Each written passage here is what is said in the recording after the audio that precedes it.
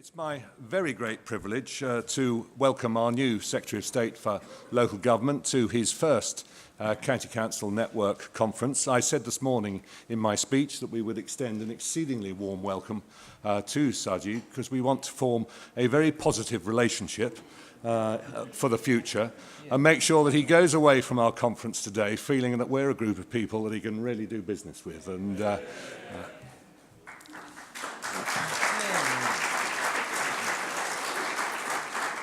And I also talked this morning about the common agenda that we have in working together to deliver accelerated housing delivery, to find innovative and creative ways to fund the essentially needed infrastructure, the importance of the health and social care integration that we talked about at length today around the STPs, and of course the thorny subject of local government finance. And I did explain to Sajid that we had an extraordinary presentation from Leicestershire County Council about some of the massive and significant inequities in the way that local government is currently funding. And the man that's going to sort all that lot out Where is he? has come here this afternoon to address us. So, great. Warm welcome. Over to you. Thank you.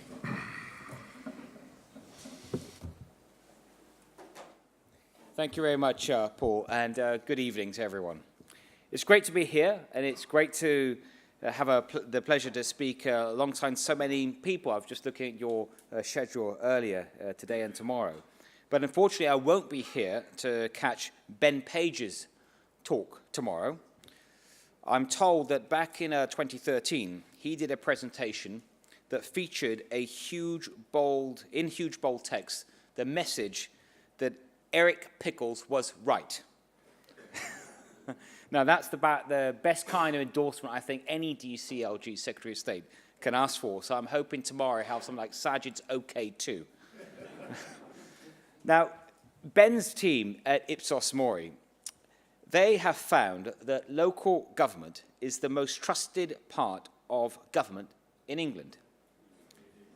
Now, that's certainly something that you should all be very, very proud of. Although, of course, it is relative. Saying that you're the most popular kind of politician is a bit like saying that you're the most pleasant form of root canal surgery. Now, given the choice, most people, of course, would not have any at all. But I do remember that when I left the banking industry a few years ago, I was the only new MP who came into politics from a less popular profession. When I'm done with Westminster, I might become an estate agent. Now, look, joking aside, I fully understand why the public put more faith in their local representatives. It's precisely that, because you are local. You're right there. You deliver the day-to-day services that we all rely on. And you are all people that tirelessly dedicate yourselves to the people that you serve. County councils also have a very special place in English hearts and history. Most of you, including our hosts here in Surrey, have been around since Victoria was on the throne. I'm not just talking about you, Dave. But now, in many cases, the areas you serve reflect the boundaries that have been there for centuries. And with that history comes a strong sense of local identity and pride. Passions can run high, as I found in my hometown of Rochdale just recently. I met a woman who came up to me and she said, "You're in charge of local government. Well, I'm not happy about the change that you're making to Rochdale, making it part of Manchester." Now, I assumed that she was talking about the new devolved administration that we're creating there, so I tried to reassure her. But no, she was still angry about 1974. Now, I did tell her, look, it's not my fault. I said I was 5 years old at the time. It didn't help. Typical politicians always making excuses, she said. Now, but for all that history, local government in England has always evolved to meet the needs of the day. And that's as true of the counties as it is of the cities. After all, I'm not standing here tonight speaking of the network of wapentakes, hundreds and quarter sessions, although I do like a nice wapentake. Now, times change, boundaries shift, responsibilities are taken or given away. I don't believe in change for the sake of change. But I'm sure you all agree that where something can be done better, more effectively, or more efficiently, you need a very good argument to stand in its way. When change comes, even if you're not entirely happy with it, the best course of action is often just to embrace it, to make the most of it, to make it work. That's what's happening on the national stage, for example, with the Brexit negotiations. And I know you're going to hear from my colleague David tomorrow. MPs and ministers who voted Remain are working to secure the best deal possible. And I'm delighted to see so many examples of this at the county council level too. Just look at funding. Over the past 6 years, we in central government have asked a lot of you. And you have certainly delivered. The savings you have achieved have been nothing short of remarkable. I know it's not been easy, but you've got on with the job. You've done the job that we asked you to do. We asked you to put forward efficiency plans and sign up for 4-year funding settlements, and nearly every council in England has done exactly that, including almost all of you here this evening. It's a great step forward that means more certainty for councils and better services for taxpayers. You've also embraced change in the way that you drive economic growth. We asked you to work with local enterprise partnerships, and again, you've done exactly that. Time and time again, when I speak to leading figures from LEPS, I hear praise for a proactive, can-do attitude of their local councils. Now, maybe some of you still long for the days of the regional development agencies. I don't know. What matters is that you've embraced the way that we now do things. You've made it work for the people that you serve. More investment, more jobs, more growth. I really could not have asked for anything more. Now, with funding and with efficiency plans and with local growth, councils have done so well because they've thought for themselves. Now, we in central government have set the destination. Better value for money, business-led development, and you have worked out your way of getting there. That, for me, is what localism is all about. Local ideas, local implementation, delivering for local people. Councils figuring out what's right for their area and getting on with it. Not sitting around waiting what to be told by DCLG or anyone else. That's why my door will always be open to councils with interesting, locally driven solutions to the challenges that we face. I've seen lots of examples of councils sharing services, pooling back offices, rationalizing their physical footprints. So many examples. Now, meanwhile, some councils are even prepared to think about changing the very structure of local government itself. For example, Buckinghamshire has just delivered a detailed, innovative, and original proposal to transform the county into a single unitary authority. Obviously, there's a long way to go yet. A lot of conversations still to be had, a lot of decisions to be made. And I certainly don't want to say anything today that could prejudice any of that. But the plans that have been put forward by Martin and his team at Aylesbury are exactly the kind of proactive, locally driven thinking that I want to see. They were conceived locally, they will develop locally, and they have a firm focus on what's best for local people. Now, let me be absolutely 100% clear on this. I think unitary status can be a great model. It certainly seems to be working well in Durham and Wiltshire and elsewhere. And as we've seen from the CCN reports that were published last week, it has the potential to save lots of money. But I am not for one moment saying it's for everyone. I'm not even saying it's definitely right for Bucks. And don't worry, Gary, I'm not saying that I want to see every council go unitary.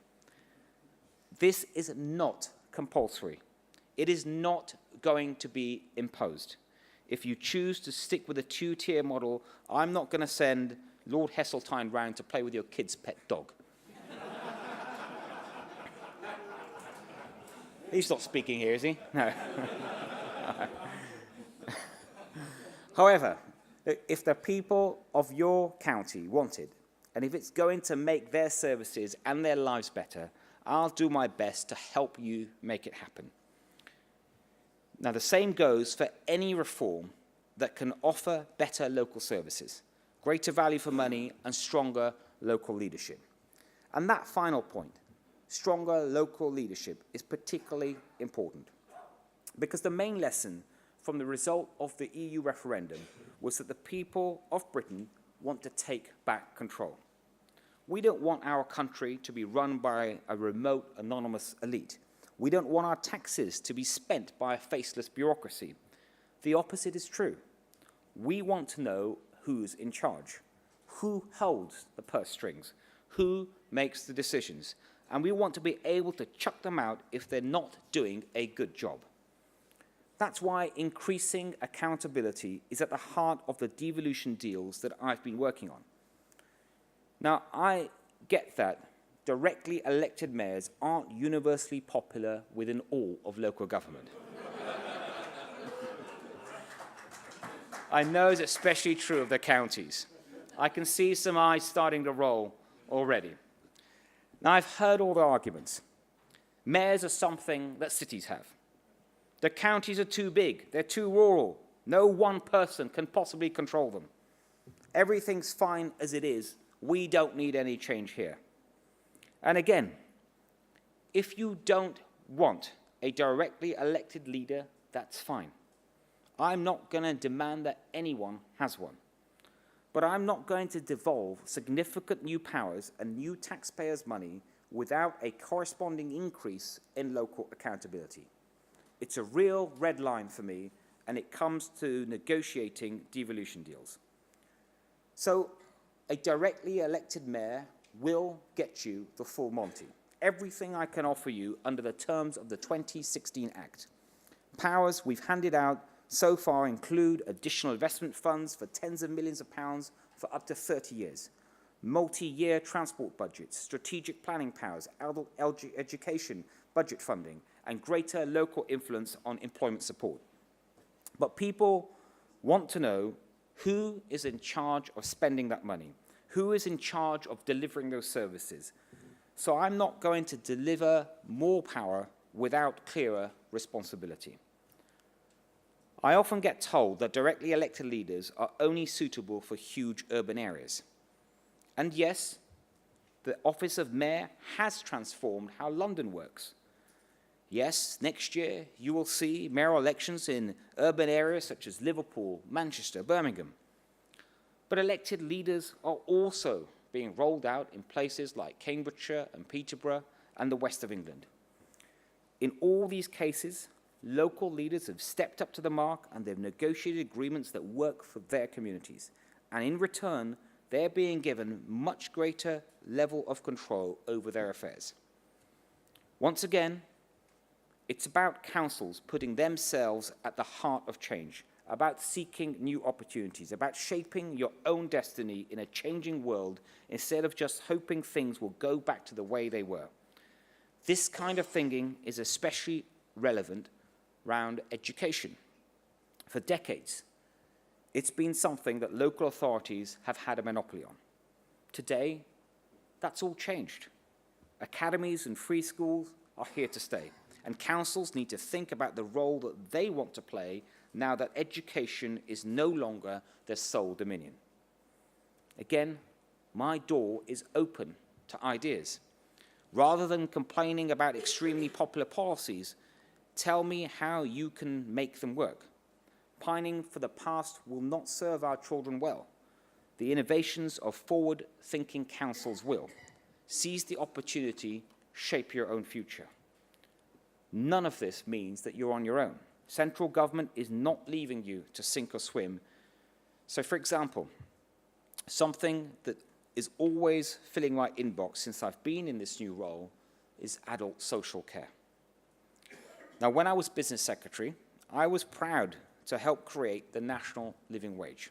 It's a much-needed and well-earned pay rise for millions of hard-working people, and one that I believe will help to grow our economy.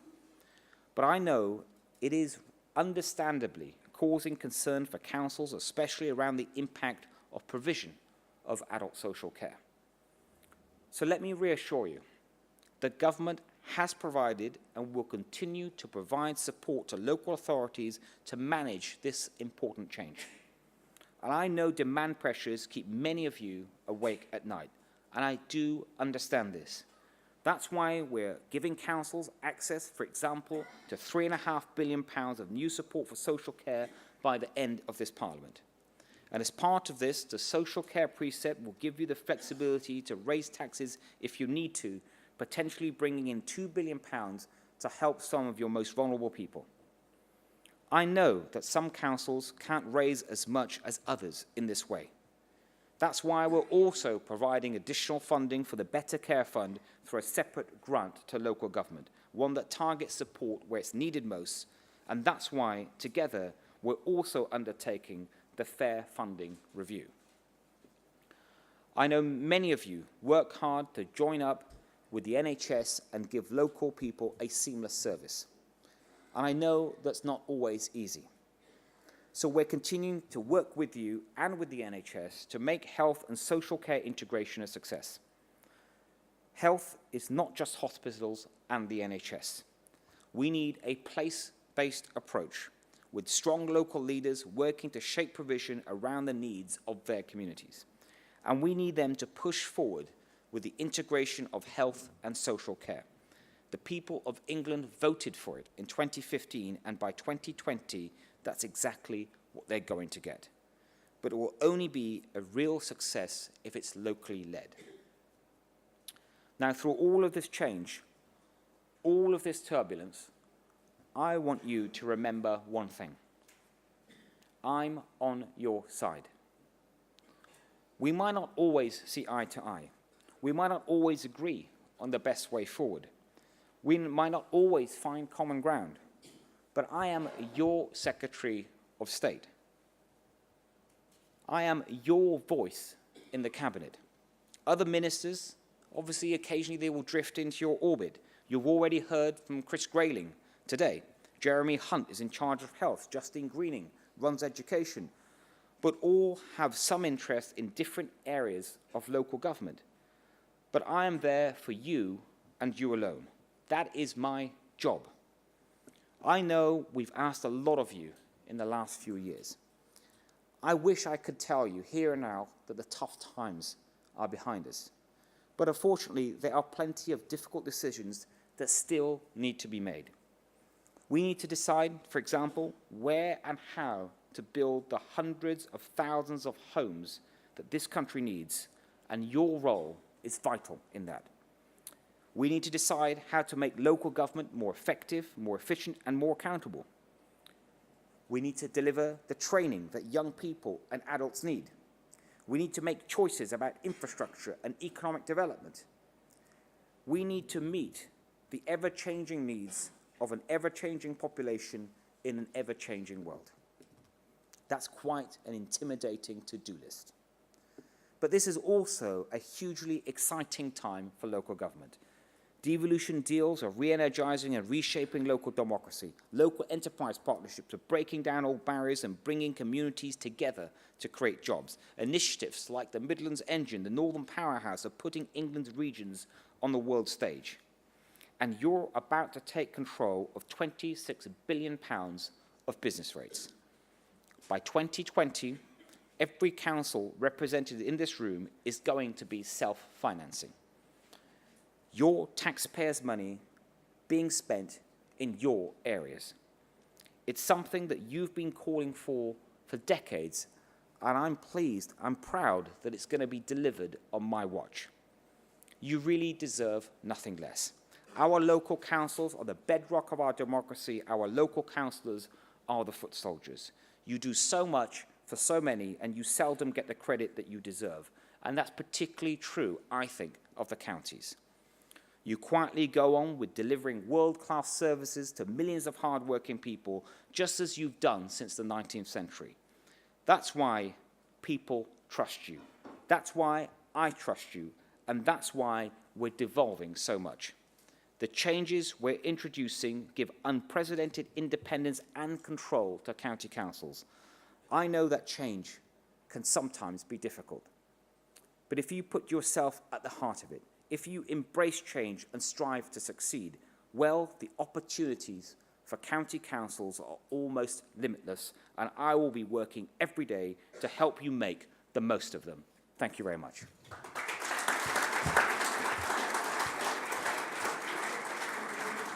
You want to take questions here or there or whatever? There's a glass of water there for you. So we've time for about 20 minutes of questioning, if that's all right with you, Sajid. Councillor Heather Smith, leader of Northamptonshire. I just wanted to check a point with you to do with sizes of unitary councils. Have you got a view yet? I know you're fairly new into the job, over what sort of size you would consider, sort of upper and lower limits. Thank you. Should we take two or three? Let's move to the gentleman with the pink shirt, whose name I always forget. Apologies. Dave Wilcox from Derbyshire. I wonder, Secretary of State, if you could share with us your initial thoughts on equalisation. Equalisation? In relation to the business rates. It's interesting that people ask what, because it is absolutely critical for authorities that don't have the funding base within their communities to have some equalisation as part of their financial settlement. And should we take one more from Hampshire? Take your pick. Two Hampshire. Take it. Fine. We'll do those four and then we'll ask the Secretary of State to respond. Keith Manns, Deputy Leader of Hampshire County Council. As Secretary of State, I think we can all agree that it's in all our interests we find ways of devolving powers closer to where people live. Secondly, you've rightly said, in my view, that county councils have done an awful lot to deliver efficient services locally in the past.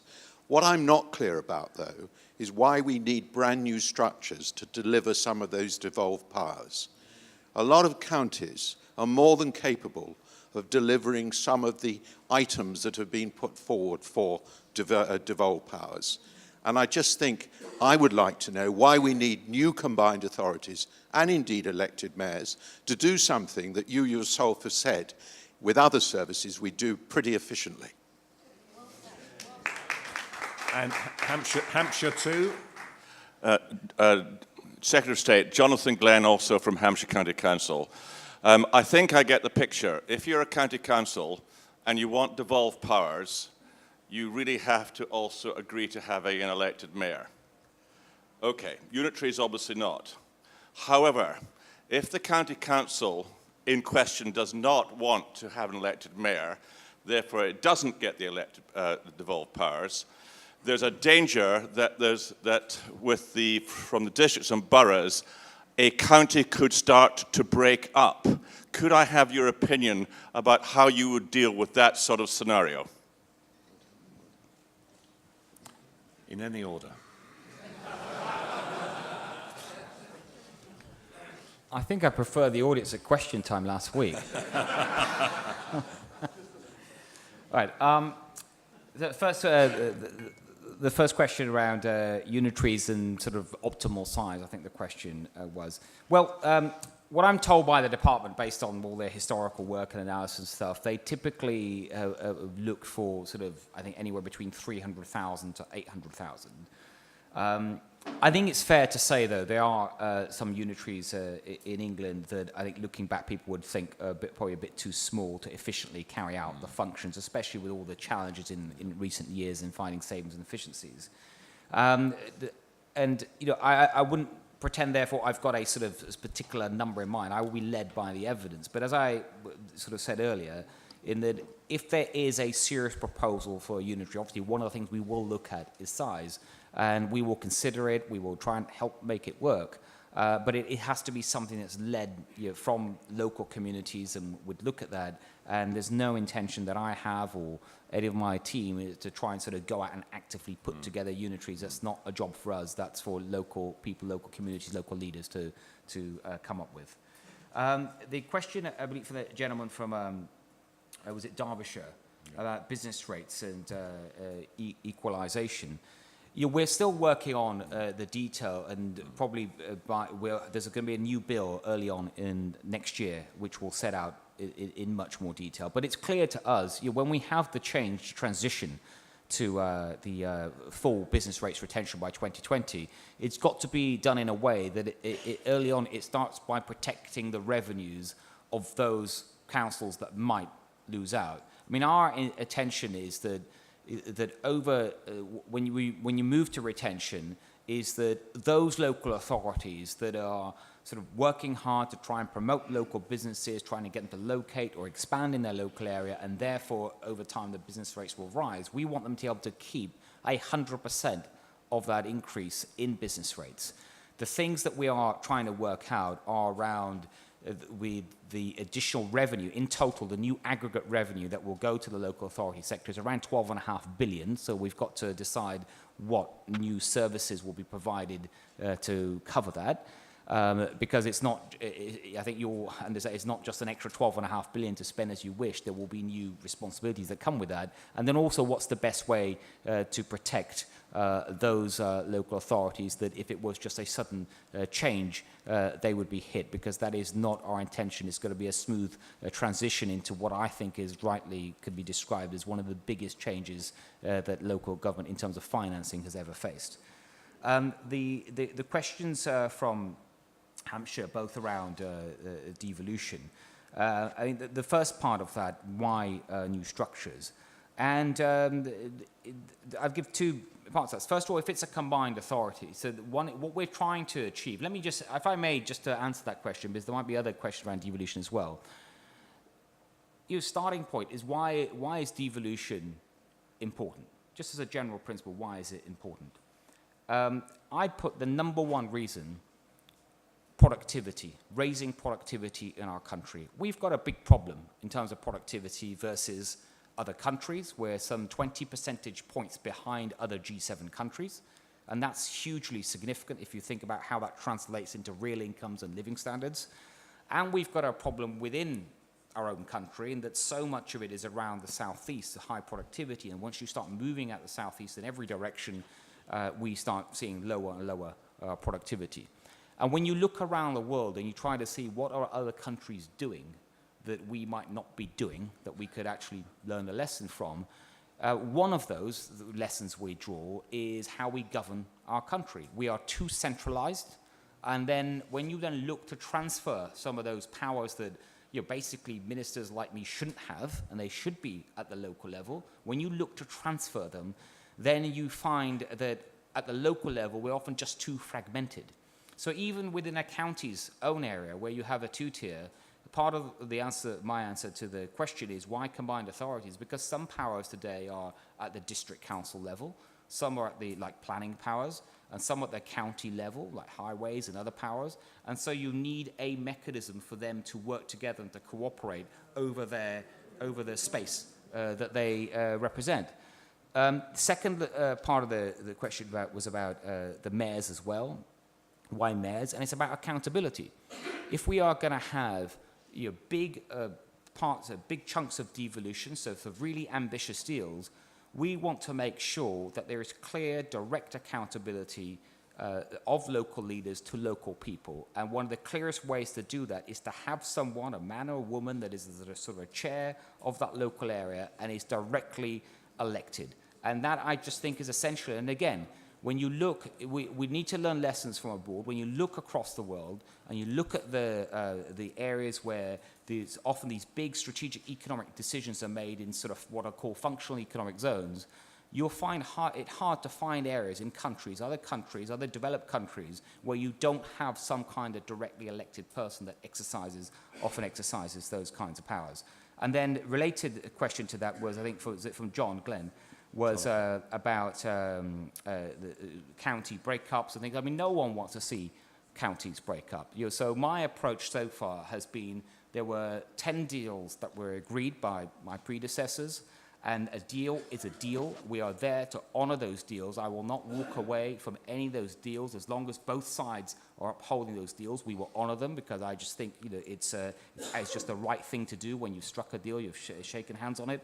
And going forward, I am a bit concerned that there's a bit of a sort of patchwork of things going on and there's not enough structure as I'd like to see. So what I'm doing now internally with my team and across government is trying to work out a more sort of organised approach, as it were, to devolution. But the fundamental principles of accountability won't change.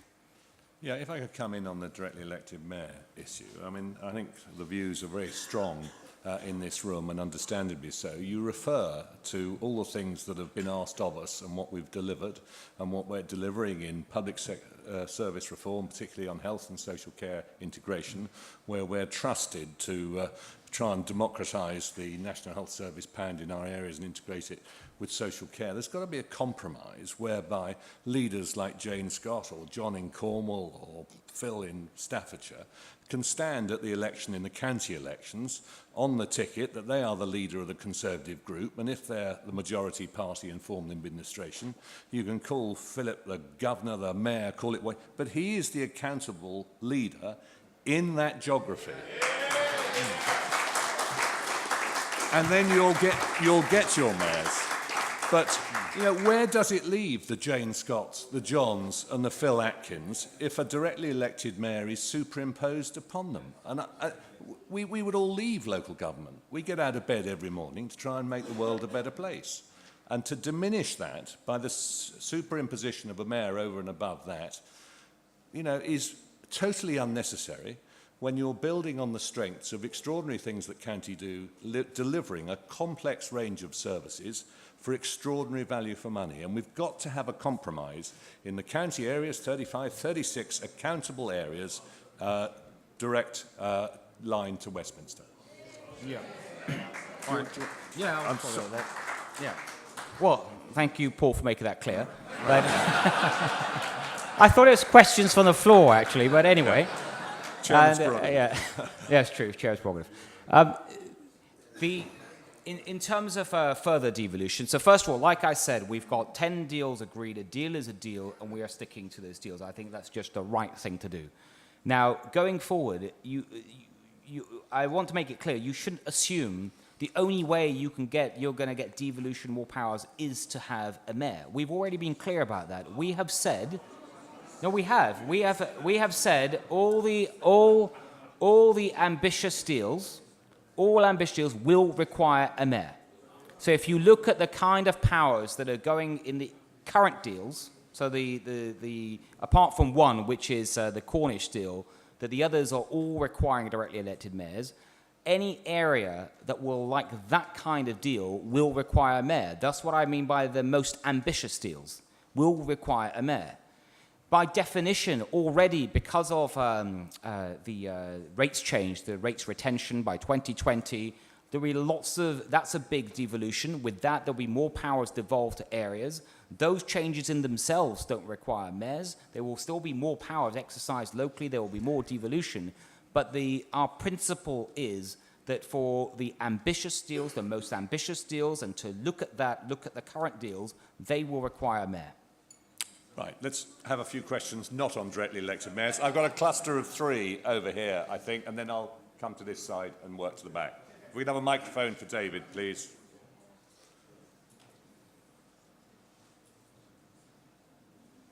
And we'll take those 3 together. Sorry, David Borrow from Lancashire. Just quickly following on from Dave Wilcox's point about equalisation and the session we had earlier this afternoon, which demonstrated how unequal grant distribution is. The theory of local government finance I learned 40 years ago was that the revenue support grant was supposed to ensure that people in every part of the country could expect a similar level of local government service for a similar level of rates as it was in those days, and council tax as it is now. What we need is a reassurance that that is the objective of government in terms of fair funding and equalisation of the business rates. If you can reassure us of that, and that will be transparent rather than opaque, that will be a huge step forward. Mark? Thank you, Paul. Mark Hawthorne, leader of Gloucestershire. I mean, you talked earlier on about we need to have ambition in this country, I think, really to tackle two very major problems we have at the moment, which is the productivity crisis, which you've made reference to, and also the challenges that come out of Brexit, especially around what our post-Brexit industrial strategy is for this nation.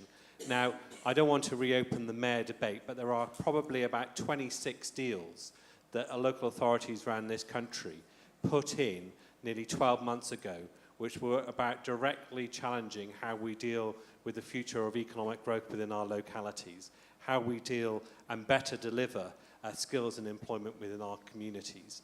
What can you give us as reassurance today that those 26 ambitious opportunities are not going to be thrown away? Because in many places we cannot get agreement on a structure change that has been enforced by government. And also, can you tell me what you're going to do to sell the concept of directly elected mayors to Conservative backbenchers? Because I find they're the ones that most adamantly oppose to this in the first place. And Thanks. Jenny Meehan, Leader of Lancashire. I wasn't going to go back to directly elected mayors either, but, I mean... Well, don't then. No. We're quite pragmatic in Lancashire, and if the deal's good enough, we think we'll have a directly elected mayor. However, you've said that we have to learn from other countries. Other countries have directly elected presidents. We don't even have a directly elected prime minister. So, no, why impose something on local government that doesn't happen at national government? I rest my case. But I wanted actually to go back to the retention of 100% of business rates and the new burdens that come with it. And I understand that, but it needs to be done fairly. But I'm thinking about, you mentioned the new living wage, which I am totally in support of. When I became Leader of Lancashire, I introduced the living wage in Lancashire. The new living wage comes at a huge added burden. You're not giving us any more funding for that, especially on social care. We have a huge gap in our social care funding, and the 2% precept that we're allowed to raise, which our own people pay for, does not even cover the increased cost in the new living wage for the domiciliary care workers and people like that. So what are you going to do about that? Okay. Yeah, thank you. First, turning to, I think it was David, on fairer funding, essentially. We have first of all, I totally accept the point, and there hasn't been a sort of what I would call a proper, fresh look at funding, at the total pot of money that is essentially available for local services and how it's allocated. And I think that it's obvious to all of us in this room, certainly to me as well, that so many things have changed since the last formulas were put in place, the demographics, population growth. There's been so many changes. It has to be looked at again in a sort of fresh, proper way. The fair funding review is going on. It's going on right now, both between my department, the Treasury, and others. There's a lot of work going into that. And it sort of fits in neatly, I think, in a way with all the work we're doing in any case on the retention, business rates retention, and the sort of the 12.5 billion I mentioned from that, and how that will be used locally. And the intention of that is to make sure that whatever comes out of it is just something that's is generally believed by all of us to be a lot fairer than it is today. Having said all that, I think it's an impossibility to when you go into this, given that it's going to be fiscally neutral, right? So whatever cash we have in the system today is the cash that will come out of the system, and there's no new funding to actually to milk that, to lubricate it, and so by definition you'll have winners and losers. There will be, if whenever this is done, and hopefully I come back here again and face the music, and some of you will be delighted by it, and others will say, is that what you call fair? They didn't work for me, whatever. So I think we just have to be realistic. But the starting point is to recognize that there is something up here, and something needs to be done about it, and it is being taken very, very seriously. Turning to the next question about economic development, I think it was Mark from Gloucestershire. And first of all, Mark, you highlight just the role, the crucial role that local authorities, whether we're working with LEPs or in other ways, are already playing in economic development. And I think that's an area that's certainly be a big focus for me over the coming years about what more we can do. You asked about the sort of structures, what you might look to in the future in terms of structures for that. And just to sort of reiterate what I said earlier, I think one of the sort of challenges that we've got is because so far the existing changes in the powers through devolution, they've been these bespoke sort of bottom-up deals. Each one's been agreed, and so even if you look at the ones today that are getting mayors, you can spot some quite key differences. I do want to have an approach that is more sort of standardized in a way, so you, as local leaders, you can sort of see, look, you know, if we do this and we have a mayor, we can get roughly this. If we don't have a mayor, we can still get some changes and they will still benefit our community, and it might be the only step, it might be a first step, but to give you a bit more sort of a colour and idea about what you can get, so there's not so much variation. And I think doing that for me is a sort of a key step, and it's something I'm working on now with my colleagues, so that you can have a much better idea locally about what you can achieve through these kinds of new economic powers. The point about the backbenchers, and you mentioned particularly conservative backbenchers, well, I can tell you, of course, I mean, we can all pick off conservative backbenchers that might not like some of the new devolution deals, but also I can tell you there's a lot more that actually support the deals, and especially when they're seeing the evidence of what it can do and the changes it can lead to. So there will always be differences of opinions between backbenchers, but generally I think the principles are very well accepted. Talk about Jenny's point about adult social care. Look, Jenny, I think that you're absolutely right. This is a big problem, and it's growing. And it's down to lots of reasons. The demographic changes you're facing, especially in for many of the counties, and also the sort of big increase in terms of demand inflation for adult social care, I think it's fair to say, is often, in many cases, higher than what we might see as sort of regular inflation, so you're facing that. This is something that when I came into this job, this was one of the first briefings I got. I was a bit aware of it in any case because of some of in my old job, the national living wage links that you also mentioned, Jenny. So what is going on at the moment is that I have had a number of meetings with both Jeremy Hunt, the Treasury, and we are working on some things that I think we might be able to do. I don't want to sort of raise hope, but all I would say at this point is that we are very alive to the challenges that you are facing. I think the money already there that's been guaranteed, the BCF, the precept, and I take your point, Jenny, that the 2% doesn't mean the same for every area. Obviously, it's very much linked to the base. I understand that. I'm trying to come up with a better way to deal with it, but it is a very live conversation. We're very live to it. I'm not going to say to you, I've got the ultimate solution. I don't think I have, but I want to reassure you that we are doing something about it. Right. The good news is we've got 5 minutes to the bell. I'm going to take 4 more short speakers. I got Phil and I got John from Cornwall. I can see the lady with blonde hair and then the gentleman straight behind, and that's going to have to be it, I'm afraid. Apologies. And quick questions. Okay, Philip Atkins, leader of Staffordshire County Council.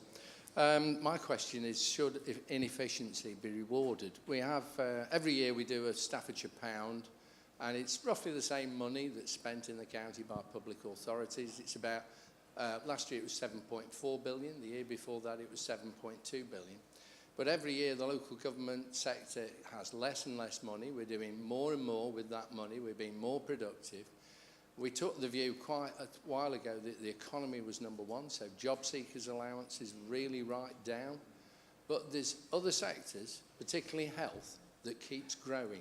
So should inefficiency be rewarded because they keep getting more and more and more, and nobody, remember where I come from, Stafford Hospital has not got a good reputation. In the past, it's all right now, but there's still money to be saved in the system. Right. Lady with blonde hair has got the microphone, and then give John the microphone next, please. Phil. Lady Brighouse from Oxfordshire. So I am a lady, as well as a woman. I would just like you've said that you will only allow major devolution or ambitious devolution where there's an elected mayor. Can you define what you mean by ambitious devolution, so that we all understand where the line is about whether we need to have mayors or not? Another point, when are the people of England going to be treated the same way as the people of the other countries in the United Kingdom? And when are we going to be given freedom so that we can raise taxation ourselves without being dictated to by central government? John? Thank you very much. Pleased to meet you, Secretary of State John Pollard leader of Cornwall, the first and still the only single rural authority with a devolution deal. And we're using that devolution deal to do some work on business rates with you, and we're grateful you're allowing us to do that. My question really is about your open door policy. We've yet to meet, we've yet to build the relationship that we had with the previous Secretary of State. We are doing a lot of double devolution on the basis of our devolution deal. And when we're working with our towns and parishes about what they can take over, we start a dialogue, whereas I'm afraid you seem to be drawing lines in the sand before we start that dialogue. So it's a plea from me, please can we come and see you? Can we talk about Cornwall and its special ability to deliver devolution, but it has to be devolution, and that is local decision-making in a way that works for local people. And final question, comment, brief, Yes. please. Thank you. Simon Galton, Leicestershire County Council. I don't know whether you're aware, Secretary of State, but my council's recently withdrawn from the unaccompanied asylum-seeking children voluntary transfer scheme. In taking that decision, the council made it clear they're not against the principle. The issue is around funding, the government not meeting the full costs, and the logistical issues of moving vulnerable children around the country. We all want this scheme to be successful. Is the government aware of the concerns and the issues? And is there a plan to work with councils like Leicestershire to find a solution? Right. So that's for...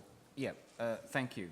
And let me then start with Phil from Staffordshire. Question, I think, was your main point about should we keep awarding councils that are being inefficient? And... right. Health. Well, I'm just repeating the question. I say, yeah. Sorry, did I get the question wrong? Well, I think the point, Phil, make it again, was the fact that the health service is enormously inefficient in the use of resource, and how can we make sure that we, with no sanctions, whereas local government has a 151 principle that you can't spend what you haven't got and all of that lot. The financial disciplines in the health service are not what they ought to be, is Phil's view. Okay, well, sorry, Phil, I didn't understand the connection with the health budget there, but you explained it very well, Paul. Of course, I think there's some very important lessons for us to learn from that.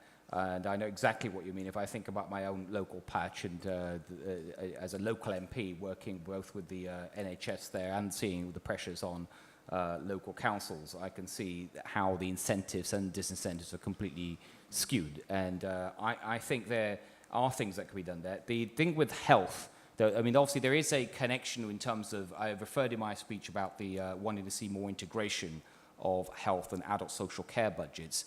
I do think that is a sort of a sensible course for going back to the question we had earlier, I think it was from Jenny, about how do we deal with some of the pressures, because the incentives, disincentives, because where you don't have that integration, they're not working. Health, in many cases, can get away with a lot of things that a local council, when it comes to adult social care, could not possibly do. And so there are lessons to be learned from that. The next question was about Oxfordshire, about the most ambitious deals. What's the most ambitious deal? Look, I'll give one example. All the deals that come with new funding, the so-called gain share funding, so it could be sort of 25 million a year, 20 million a year, whatever it is over 25, 30 years, that's significant cash. It's straight coming from the Treasury. It's not linked to the delivery of any new particular service, other than being money that's there to promote local economic growth. It's devolved in a way that the local area has complete control of that. And given that it adds up together, it adds up to billions, it adds up to hundreds of millions, that is the kind of funding that would be described in a definition that includes the most ambitious deals. You asked about taxation powers. No plan to do that. The next question was from John from Cornwall. I would love to see you, John, and talk about what more we can do together. Very much look forward to that. And then the last question was on the asylum scheme and some of the problems you're facing. Look, I'm aware of this, and since, actually just in the last sort of 4 weeks, I've been meeting every week with the Home Secretary. My next meeting is tomorrow. I'm glad you've raised it now, and in meetings I've had with Paul and David and others, this question has come up every week as well.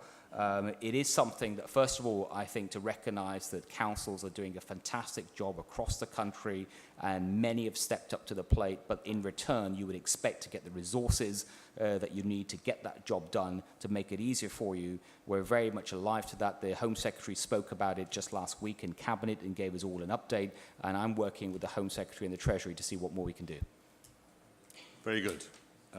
Sajid, thank you enormously for the generous time that you've given to us this afternoon.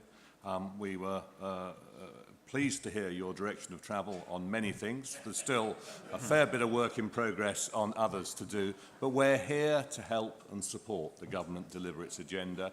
We're prepared to be pragmatic.